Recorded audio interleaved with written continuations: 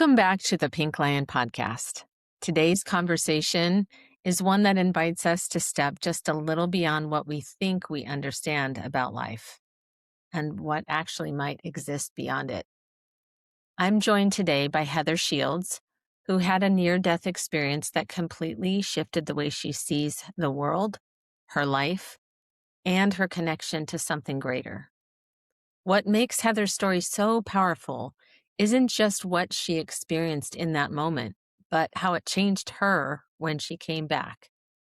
Since then, she's been opening more deeply into her intuition and her connection to spirit, navigating what it means to live in this world while carrying an awareness that most people don't experience in the same way. In this episode, we're going to talk about what her life looked like before, what happened during her near-death experience, what she felt and perceived, and how that moment became a doorway into a completely different way of living and understanding connection. Heather, I'm so grateful you're here and willing to share your story. I know that this is going to be a meaningful conversation. Hi, thank you for having me. You are welcome. So tell us, who is Heather Sheilds? Well, I am a wife. I am a mom of two. Hmm? I am a developing medium. My kids are 17. Well, we'll be on Tuesday, one of them, and the other one's 13, a girl and a boy. Um, Nice.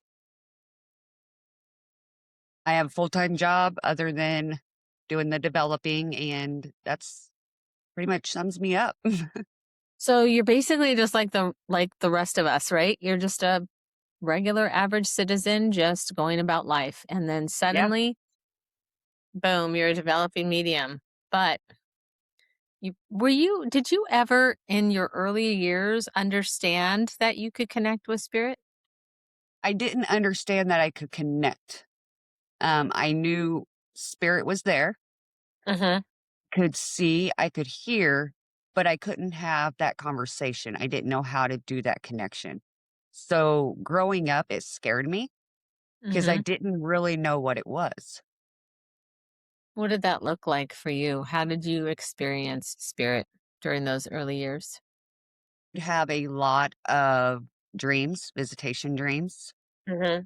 I would see shadows. I could hear voices. Um, my daughter, when I got a little older, my daughter would play with someone. It was Mm-hmm. just different things of that nature. There was other times that it was very scary where stuffed animals' toys would go off. Um, and that backed me away from it to where it closed me down. Yeah. That's totally understandable. If you were to view those things happening now with everything that you know and have experienced, how would you view that now? A lot more open minded and less fearful. I Yeah. wouldn't be afraid of that happening. Like now, if something does happen, I explain it to my kids of what is happening. I don't let that fear take over. And I don't tell them it's not real because I don't want them to shut down. Right. Yeah, I experienced that. Those things were to happen to me like this morning. I was deep in this thought and I was like, I should do ABC. And then all of a sudden the like fire smoke detector like made this beep sound, but it wasn't continuous. It was just like a beep. And then I was like, oh, maybe this other thing would help. And it was like beep. And then it hasn't beeped since all day to day. Wow. I'm like, okay, obviously need to change the battery. That's the like slight warning. I just don't believe in coincidences anymore. So I'm like, if it was truly the battery, it would be continuously beeping or beeping in rhythm for a while, for you to change it. But I realize that that's either a validation of my own thoughts or spirit coming in sometimes just to say, hey, I'm here. I'm trying to communicate. Do you view it that way as well with that type of activity? I do. I used to, when the lights would flash, I would, for a while, I'd dust it off. I put it to the side, wouldn't think much of it. Now, if I'm thinking of something and my light does flash, I'm like, okay, there's my answer. Mm. Or, yeah, different things of that I notice now, and I pay attention and I listen. Right. And you're good at it.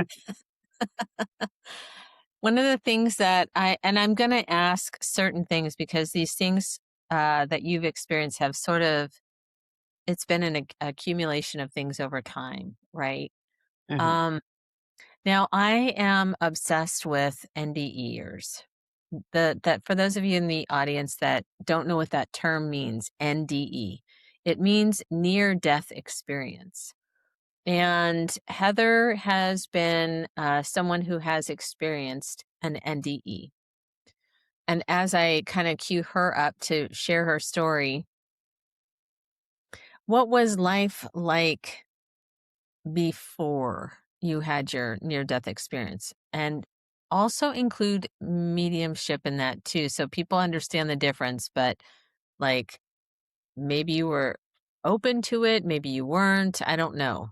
So you kind of have to share both. So when you come out the other side, we have an understanding of how that developed even more for you. Okay. So prior to my NDE, I was very sick, so I was depressed all the time too. But with spiritual wise, I would ask God every night to protect me with his light and take anything away that was not of him because I feared it. And I was so fearful of anything being around me. And Mm-hmm. of course it didn't. It didn't take everything away for obvious reasons now, but I felt more comfort by doing that. Mm-hmm. And if I verbalized it to when I was married to my kids' dad, if I verbalized it, you know, I was crazy. He didn't believe me. So of course I put it away, left it alone. I would keep it to myself. Mm-hmm. Um it's really been a whirlwind like up to my NDE because of everything I've experienced and I didn't know what it was and not knowing and thinking it was, something evil just messing with me all the time. Right. Like I would have curtains, blinds that would open up and people would say my kids did it when I knew my kids didn't do it. But I had to let that go. And Mm. I was also one of those people that got walked on. I was a very people pleasing person at the time. Mm-hmm. And so anything anybody needed, wanted, told me to do, I did it. So a lot of that changed after it also. That's very interesting. See, I find that very interesting because it's about loving yourself and boundaries, and there's something that happened there that Mhm. changed. God, this is going to be such an important conversation for people to understand.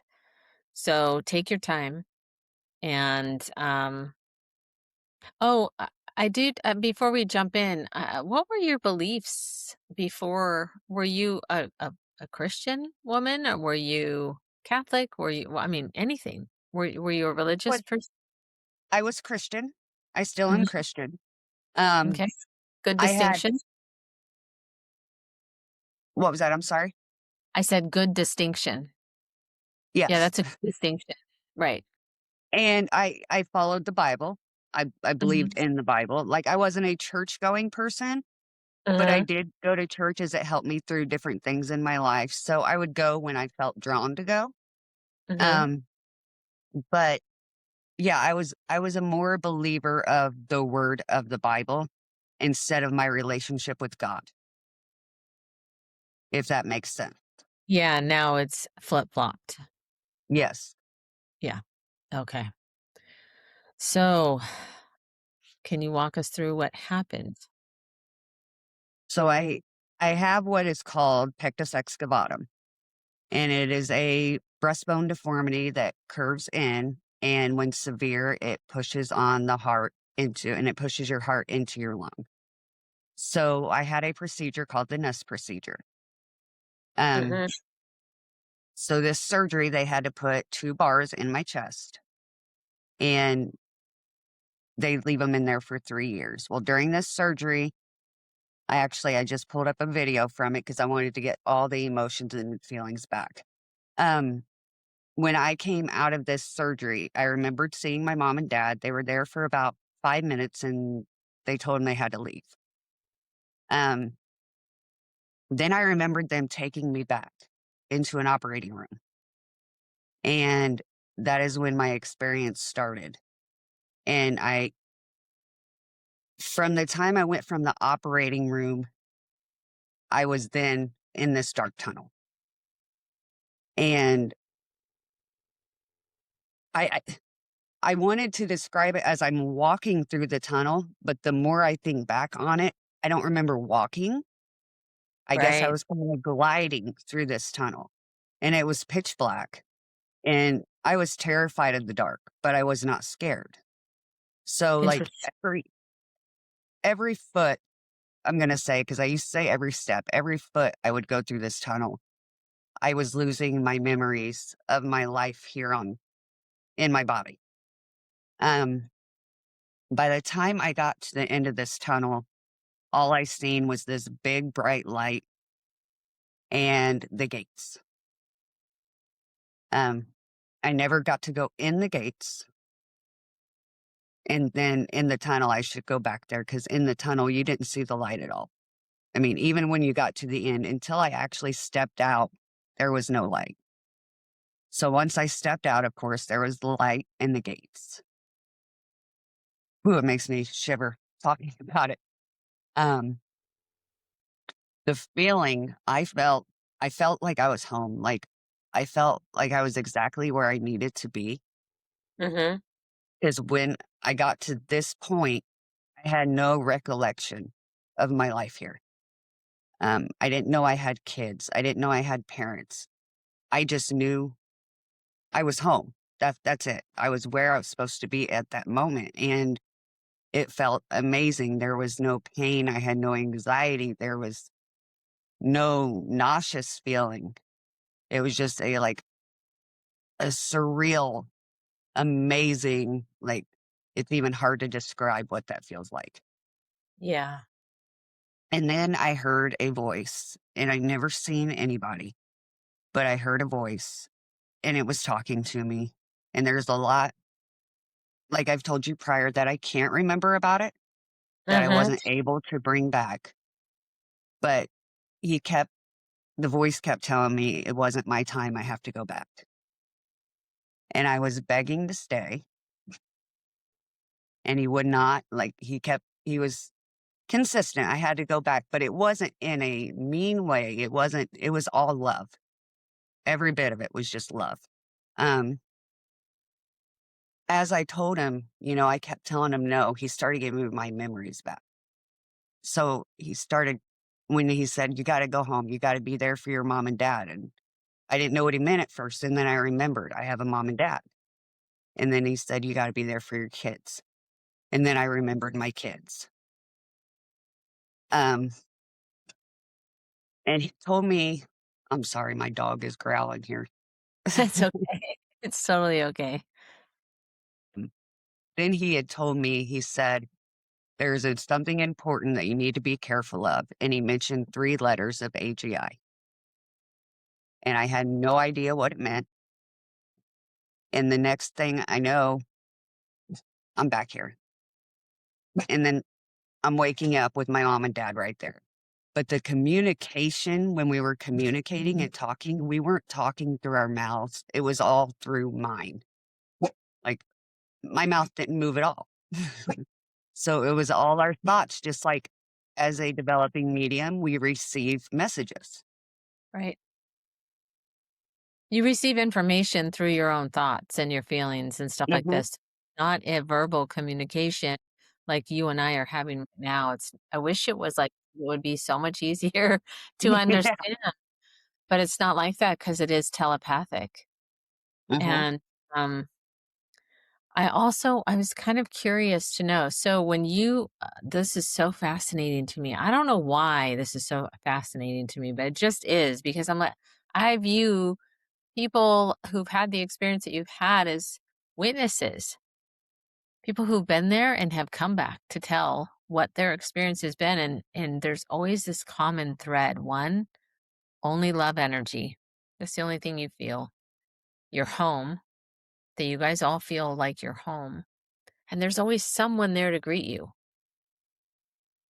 Always.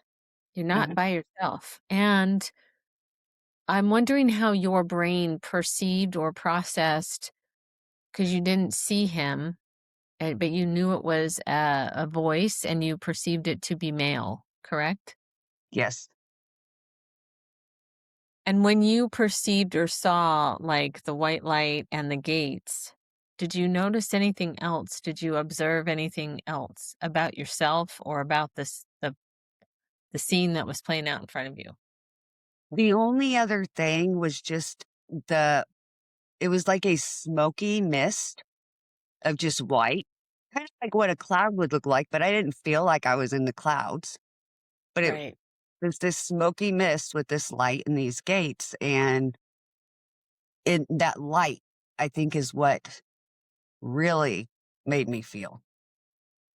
It was just the pureness and the love, and Yeah. that's why I knew who the voice was that was speaking to me. And who was that? That was God. That's good. That's really good. Did you have a body or were you unaware of your body? Unaware if I had one. Okay.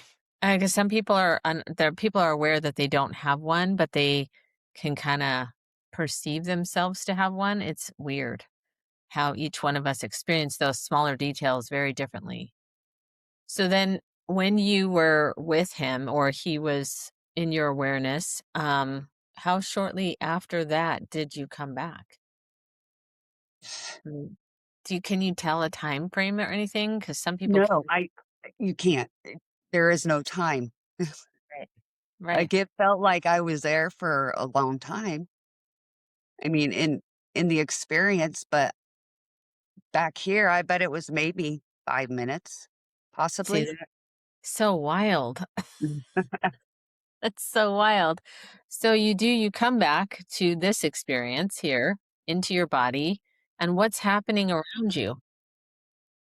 My mom and dad's there. I'm in the hospital, of course. Um, they're having to keep me awake because 'cause I'm only breathing 4 to 5 breaths a minute if I fall asleep.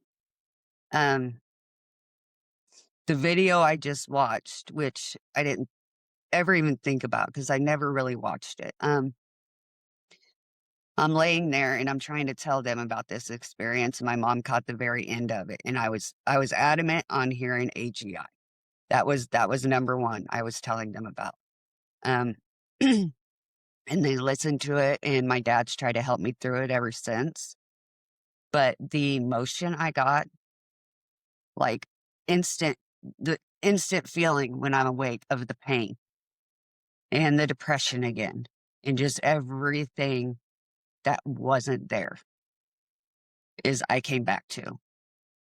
Did your body feel different when you came back into it? Some people experience a really like a heaviness or something, and I don't know if you were somebody who experienced that as well, or you didn't notice any change that way.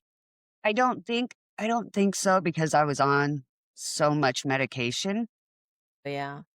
that I mean, looking back at the video, I was crying. Um, Mhm. and I don't even know why I was crying in the video. Like, I knew I was Part in pain, but I was getting emotional telling my parents this story and asking why they had to leave and why they took me back and why they took me back in the operating room. And I was crying over it and I didn't know why. And I still don't know why, but it could be from that. wonder well, my first thought runs to that love frequency is so overwhelming of the system. I sometimes will tear up or get emotional, sometimes even have tears, right? When I'm reading somebody because it just overwhelms my senses, the love. The other thought I had was maybe you were grieving being like leaving home, Yeah, very, very possible. you know? Um, just a thought. I don't know if that's true for you or not, but that came to my mind right away. Um, I I think I would wanna know for you. I mean, you kind of gave us all the visuals and the experience itself, but is there any one thing that stands out or that you remember most vividly?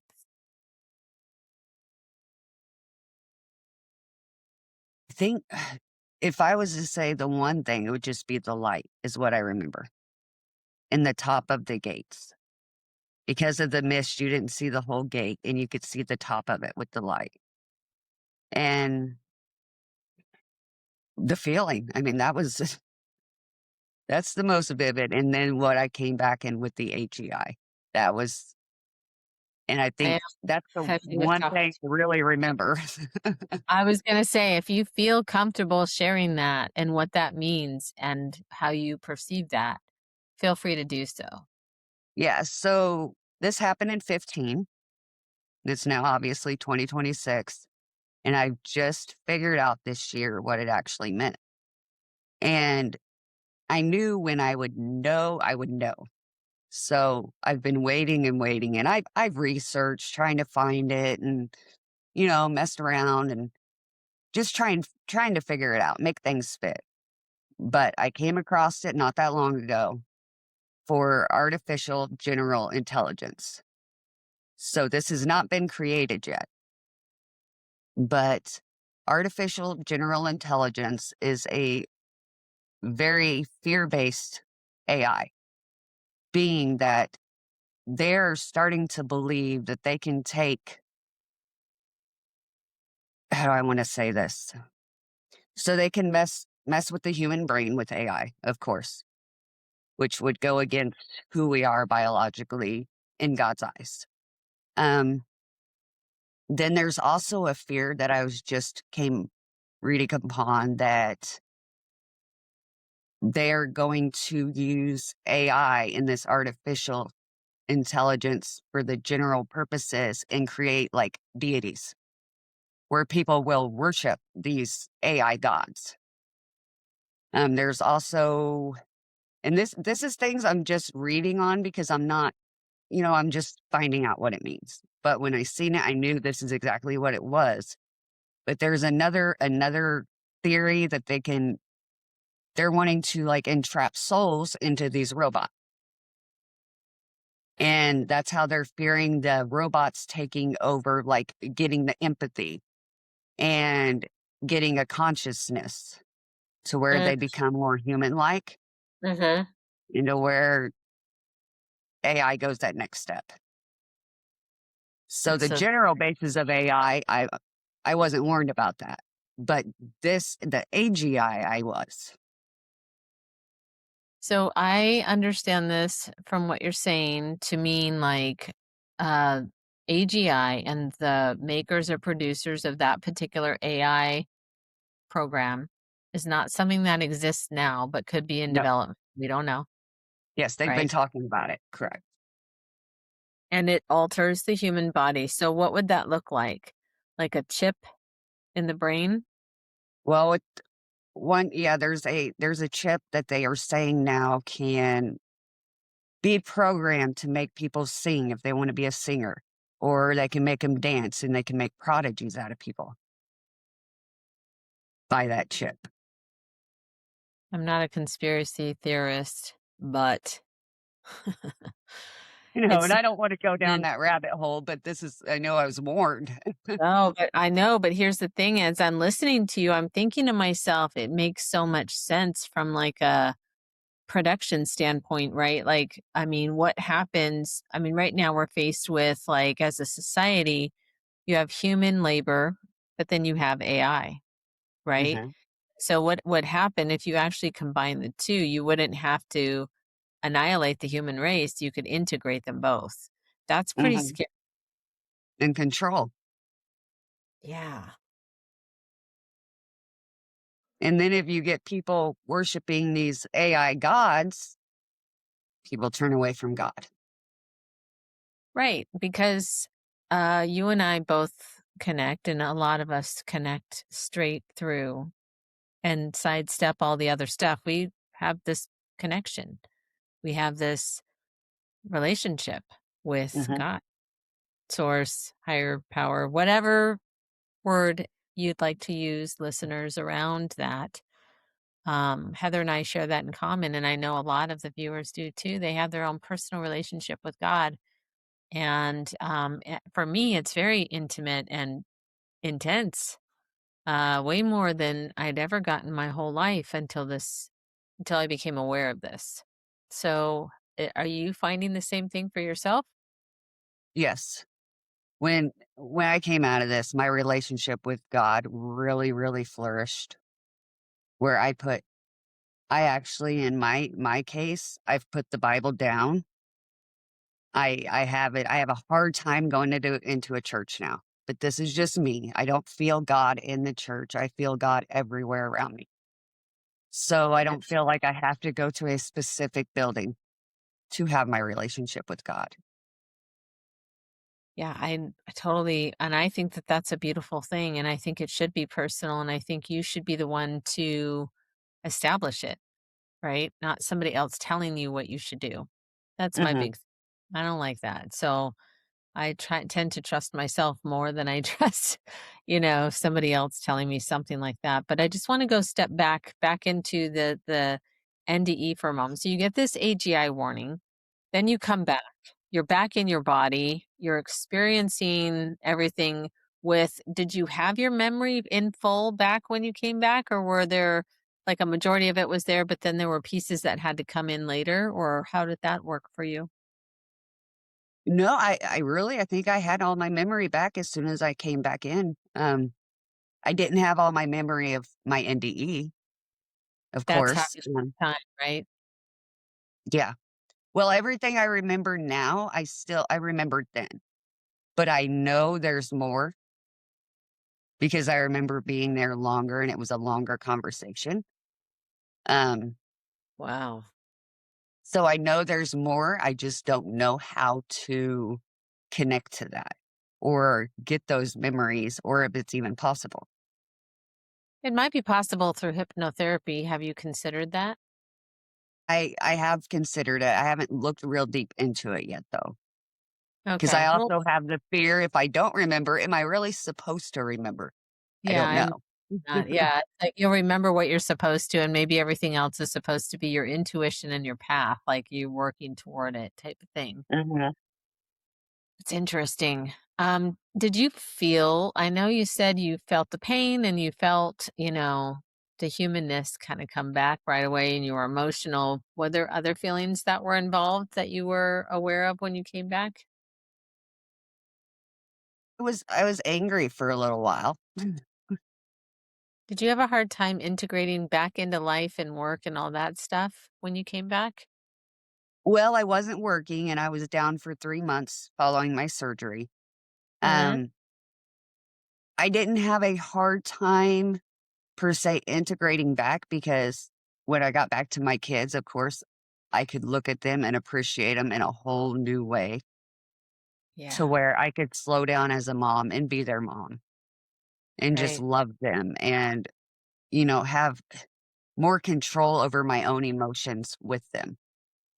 Um, I did go through a divorce after.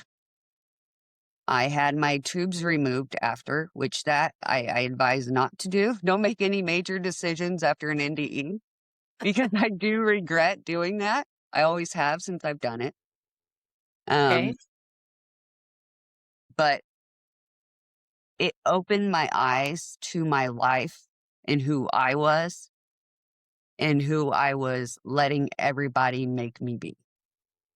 So it like gave me this outlook of a second chance, a new chance to be me and live for my kids and nobody else. It's really cool. It's really beautiful, actually. How did your understanding of life change after your NDE?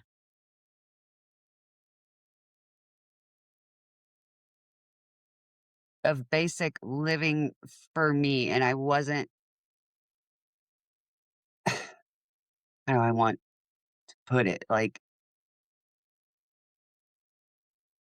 with my kids, my life was about them. and it continued being about them after, but I was Yes. more gentle with them. My relationship with my parents kind of got rocky just because they weren't used to me standing up for myself, Uh, and I do now. Um, Everybody has told me that I've done a 180 because of who I was prior. So it's went from people not understanding. They don't understand the change in me. So like for them to get it all at once, I think it affects them more than what it affected me because I know why my change happened where they're not quite understanding. it So I think complete relationships was a big thing.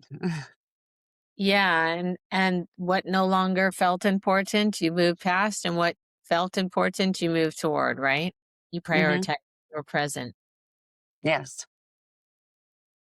Kinda interesting when you have a conversation with God like that, what it'll do to you, right? Yeah. So, when did you start noticing your intuition or connection opening differently from what you experienced prior to the NDE and how it was being brought to your awareness now after your NDE? How did that happen? After after my NDE, I actually started astral traveling.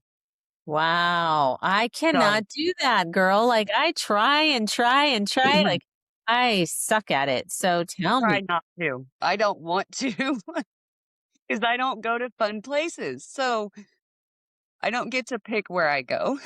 okay? So yeah, I started doing that and I have not figured out how to not do that yet. So Okay, you can't teach me then. All right. All right, fine. Fine, fine, fine, fine, fine. um right before it, let me go back just to the right before, like the week before my surgery. It actually started opening up more then. And I think God had it in the plan for that to happen because there was a night I woke up and my house was full of smoke. I woke my ex-husband up. I'm like, "Hey, I think our house is on fire." I said, "I'm seeing our house is full of smoke and I smell it." And he got up and he said, "You're crazy. There's nothing in here." I'm crawling around on the floor, feeling all over, thinking there's a fire under the house. He's seen nothing. He smelled nothing. So of course, I went back to bed. I'm like, okay, whatever. I talked to my dad the next day. I tell him about this. He said, "That was my dad." And I'm like, "What do you mean that was your dad?" And he said, "He came to me the same exact way, and I asked him to go be with you and protect you for your surgery." Wow. Wow, So, yeah. Yeah. that's pretty cool. Okay, So so then you little after thing. Mhm. so after I went out and after all this happened and I was able to get out and around, I went out to my dad's cemetery and visited his grave. I took pictures of his cross, and I took multiple pictures. In one picture, there was smoke in it. And I'm like, "Yep, that was him," and I knew it. My gosh, And wow. that moment, I was no longer afraid of spirit because I knew it. I knew. And after being, my trip, my NDE, I knew. I knew God was real, God exists, the love is real, Yeah. and Yeah. no longer I was no longer afraid of death either. Like, I don't want it. I don't wanna go. I got my babies, but Right. I'm not afraid. Yeah, because it comes for all of us. It's not something any of us can avoid, so it's gonna Yeah. happen at one time or another. I totally get that. Um, do you feel that your NDE, uh, like, enhanced your role in or that oh my god. Do you feel that your NDE was a better factor or a brighter factor in opening the awareness even more? I do, I contribute it to that, and I also contribute it to 3 months afterwards, I lost my grandma. Well, do you think So, catalyst too to, like, totally breaking this thing open? I think so. Yes, that's how it works. All right, tell me about that because I really wanna know. So she passes, and then what happens? Then I go into a deep depression, of course, because I have this survivor's guilt that he sent me back and took her just 3 months later. And I'm like, why did he take her? Everybody needed her. Mhm. And I closed myself off more, of course, and I had to process it. And there was just one day it hit me that, no, this is the way it was supposed to be. Yeah.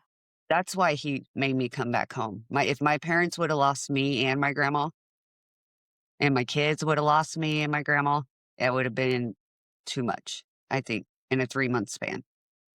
And I have something here to do. I'm not done. Well, exactly, and I was just wondering, do you know what your purpose is? I don't. Or do you have a calling now that the NDE has happened? Well, I went into for developing mediumship. Mhm. I do feel like spreading my story in the awareness of life after, and that this doesn't end your life. If you pass, you're not ended. It goes on. Yes. And when people ask, is are they happy? Yes, they're happy. They're more extremely happy than you would ever even know. Like just the love. It's all love. I get that a lot in my lives where people they really genuinely think that their loved one isn't whole on the other side or that they're still in pain or I mean, they ask about these things all the time. And so I'm like, man, I don't think so. They're coming through. They're walking, they're happy, they're telling me they're free of their body, they're free of the pain. Um, and I'm just sort of like kind of curious too for you, like what's the one thing that you've experienced as a developing medium? What is the one thing that people are concerned about the most about their loved ones? I think just that if they're okay Yeah. or if they're mad at them. Yes, they're Yes, okay and they're no, okay. they're not No, they're mad. not. Yeah, pretty much. Yep. Because we get stripped of the ego. Everything returns to pure love frequency, no judgment, no ego, no nothing negative, nothing in the fear based column, everything in the love based column. So that's kind of how I compartmentalize it for people so they understand, right? And I When think where the fear, like, is originating from is because as a medium, we can feel maybe how they pass, or we can feel if they had certain ailments, but they're just letting us feel that so their loved one knows it's them to validate that, but they're oh, not feeling yeah, I usually tell them ahead of time too, like they're fine, everything's good. They're going to see the person they are there is different from the person they were here. it. Mhm. If I say it's the oneness and it's too woo. So I break it down for perceptions, right? The person they are there is different from the person they were here.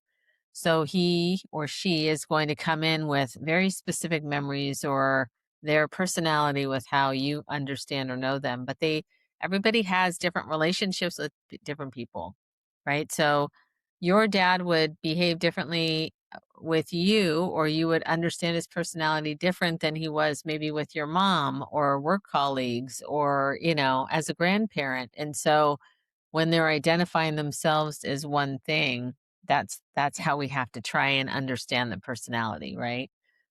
Very clear about that too, because people get confused because we can only do so much. Like I don't always get names and dates and things like that. Not always, sometimes though. But do you? Do you get all No, that initially? no, not a lot. When I first started, I would get a lot of initials. I don't even get a lot of initials anymore. They're going to give you what they're going to give you, and I'm Yeah. like, cool. You're the higher intelligent being, so I'm just going to follow along with my dumb human ass. That's basically where I'm at.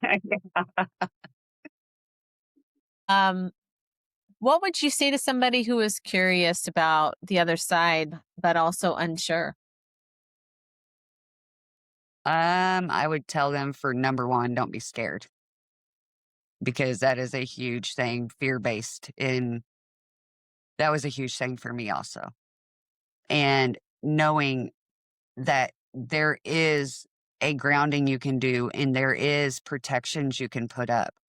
So a big thing with me when I was developing, my number one thing was the protection, keeping anything bad away from me. And since I've been doing this, I don't even know if there is anything bad because There isn't. I haven't There felt it. isn't. There isn't. It's our perception of that, right? Because we're grown up, believe that there's a heaven and a hell. Because we live in Mhm, the polarity, we think that there is that's what there is there too, but there isn't. There's only one thing. mhm. Experienced it. Were you aware of a hell when you went? No, I didn't go there. I mean, you went to one place. There is like we come to Earth. There's one place here. There's one place there. Like it's probably our mind's version of, because my understanding too is that we create, right, through our own thoughts. Like we create our heaven or we Mhm. create afterlife in that scenario with what we want to do. And so if we want to keep ourselves trapped in a quote unquote hell, maybe that's what our version of heaven would be like. That Yeah, hell. I agree. It's just a thought. I'll know when I get there. But Yep. how can people begin to feel more connected without needing a near death experience? Say listen and pay attention. To That's what? really all you have to do. Trust trust the stuff you're hearing. When you're hearing something, you're like, "Why would I think that?" Or "That's not me." It it's spirit, and listen to it. Yeah. And if you see something, don't brush it off. Don't try to make a scientific explanation out of it. I no longer believe in coincidences. Me either. I don't think there's any. Not that little smoke detector thing this morning. Not nope, none of it. I'm like, all right, I hear you. Leave me alone. Let me just do my job. Type of thing. And same with you probably too. Mhm. Your light flashes, it ain't your wiring. Yeah. Not all the time. I'm not gonna say it's not. Yeah, sometimes it is, but it's those moments that you can decipher too with your own discernment, right? Our Mhm, own discernment will help us understand. If you try to talk yourselves out of it, I mean, I did. I tried to talk myself out of it when it happened to me, but then I put it through a test. That's how I came up with Pink Lion.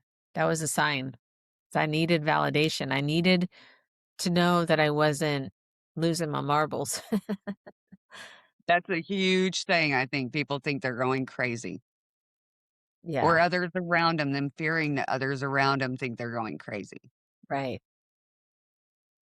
Let me ask you the final question. If you had one piece of advice to give anybody, what would it be? Be true to yourself. Live your life to the fullest for you.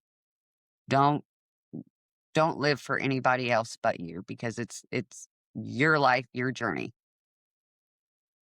And you learned that through the NDE, I right? Because did. you said you were somebody who was very compliant, somebody who didn't want to let people down. So you were the yes person. I know all about that too. And you started living your life for you, right? Yes. So, oh, can I ask you one final question about that? So we have our full circle moment. Since we opened with that, we can kind of close with it. What does that look like for you now? How can you still honor yourself while being friendly with other people or what have you? Because I want to portray for myself, I want to portray out what I want others to give also. So as long as I'm true to myself, if others like me, great. If they don't, that's not a me problem. Yeah. So, and that's what I got to keep telling myself. I'm just going to be the light that shines Hmm. and see who it attracts and just go with it. That's great. I'm so grateful for our conversation today. But I wanted to see if do you mind if people want to get in touch with you? Can they? Oh, yes, that's perfectly fine. So, how would you like them to get in touch with you? Um, Email, a website? Do you have social? I got my white owl on TikTok, Okay, so my at white White. owl 444. Okay, great. And do you have a website or email address right now? I do not right now. Okay, guys. So if you want to get in touch with Heather, you can either email me and I'll get in touch with her, or you can reach out to her on TikTok or other social medias under at White Owl 444. Thank you, Heather, so much for joining me today and sharing your experience. You know I love you. I think you're great. Heather and I have been part of many conversations and lives on TikToks and stuff, and she's always been so great. In fact, we had this great connection a couple weekends ago where I had to come into the room. She was getting information from Spirit for like a week and a half, couldn't find the sitter, couldn't find the person. I come into the room. The dots are starting to connect based on something I said, then she says, and then we find the sitter together. Um, I did the son and she had the grandfather. And it was a beautiful message for the sitter. It was really quite beautiful, actually. So, that being said, thank you, Heather, for joining me today and for sharing your story, which I feel is very important for people. Mm. Thank you so much for having me. You're welcome. Thank you again. Have a great weekend. And everybody, I'll be back next Friday.